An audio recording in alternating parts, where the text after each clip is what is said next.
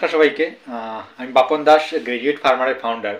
আজকের এই ভিডিওতে আমরা আলোচনা করব যে মুরগি পালন যারা গ্রামে করে থাকেন তাদের যে সবসময় একটা আমাদের এই প্রশ্ন থেকে থাকে যে কিভাবে মুরগির খাবারের দাম কম করবেন।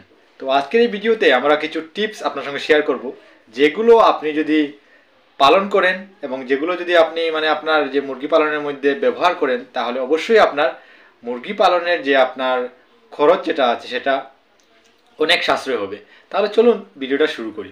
তার প্রথমে বলে রাখি, যারাই আমাদের এই আজকের পর্বটি দেখছেন তাদের কাছে অনুরোধ থাকবে যে অবশ্যই আপনারা কমেন্টে নিজের প্রশ্ন জানাবেন, যাতে আমরা আগামী ভিডিও সেগুলোর উপরে তৈরি করতে পারি। বন্ধুগণ, মুরগি পালনের মধ্যে আমাদের ছোট ছোট খামারি যারা রয়েছেন তারা লসের শিকার সেই জন্য হয়ে থাকেন। তার মেন কারণ হচ্ছে ফিড কস্ট।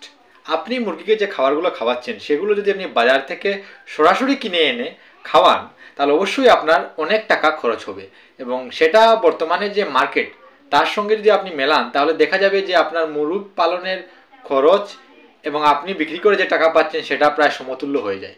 সেই জন্য আপনি মুরগির খাবারের মধ্যে আপনাকে বেশি করে যেগুলো দেশি খাবার রয়েছে, কিছু কিছু খাবার রয়েছে যেগুলো আপনারা যদি খাবারের মধ্যে অ্যাড করেন তাহলে অবশ্যই আপনার মুরগি পালনের যে খরচ আছে সেটা আপনার অনেক সাশ্রয় হবে।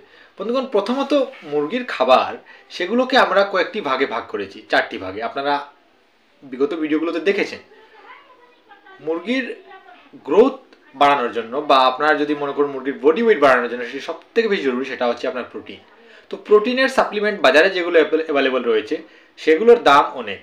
তো আপনি কি করতে পারেন, সেজন্য আপনি এজোলার ব্যবহার করতে পারেন। এজোলা যদি আপনি ব্যবহার করেন তাহলে দেখা যাবে যে আপনার মুরগির যে প্রোটিনের ঘাটতি রয়েছে সেটি আপনি এজোলা থেকে পরিপূর্ণ করতে পারবেন। এজোলা একটি জলজ উদ্ভিদ, যেটি আপনি যদি আপনার পুকুর রয়েছে বা আপনার ঘরে কোনো খালি জায়গা রয়েছে সেখানে অবশ্যই আপনার সেটা চাষ করতে পারেন এবং তারপর সরাসরি সেটা আপনার মুরগি খাওয়ার জন্য দিতে পারেন। 2 নম্বর জিনিস হচ্ছে আপনার মুরগের খাবারের মধ্যে আপনি যতটুকু সম্ভব আপনি সবুজ শাকসবজি যেগুলো রয়েছে আপনার গ্রামে অঞ্চলে যেগুলো পাওয়া যায়, লোকাল যেগুলো রয়েছে, সেই শাকসবজিগুলো আপনি খাবারের মধ্যে অ্যাড করেন, দেখবেন আপনার ফিড কস্ট অনেক কম হয়ে যাবে।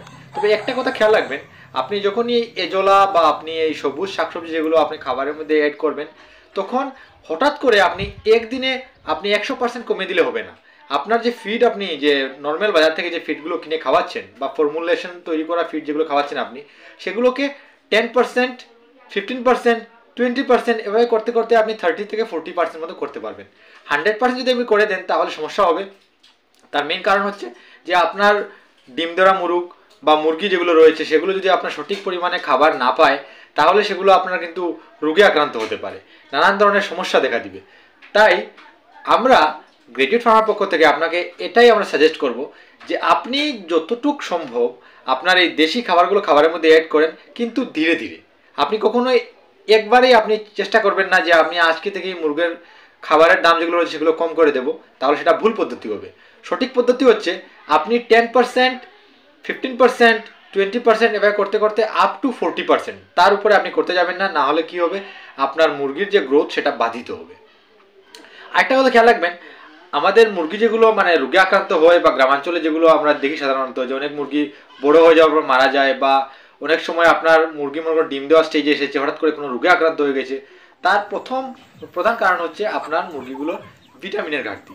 যদি ভিটামিনও কম থাকে তাহলে তার ইমিউনিটি কমজোর হয়ে যায়, এবং যার কারণে কি হয়, আপনার মুরগিগুলো রোগে আক্রান্ত হয়। তো আপনি ভিটামিনের জন্য আপনি বিভিন্ন ধরনের যেগুলো আপনার আশেপাশে যেগুলো ফলমূল রয়েছে সেগুলো আপনি আপনার মুরগির ডায়েটের মধ্যে আপনারা ইউজ করবেন। এবং কীভাবে ইউজ করবেন সেটা হচ্ছে আপনার সেটাকে ড্রাই করে আপনি সাবস্ট্রেট বানিয়ে দিতে পারেন।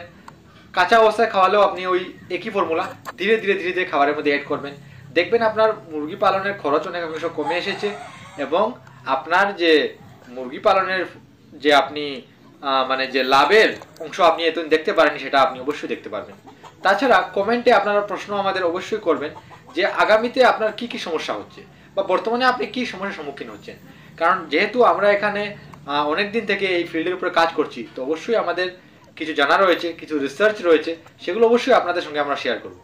আজকের এই ভিডিওটি যদি ভালো লেগে থাকে তাহলে অবশ্যই ভিডিওটিকে শেয়ার করবেন এবং আপনারা আমাদের ফেসবুক পেজ গ্রাজুয়েট ফার্মার এবং ইউটিউবে যে আমাদের গ্রাজুয়েট ফার্মারের যে চ্যানেল রয়েছে সেটিকে অবশ্যই সাবস্ক্রাইব করবেন, যাতে আগামীতেও এরকম ইনফরমেটিভ ভিডিও আমরা আপনার সঙ্গে শেয়ার করি।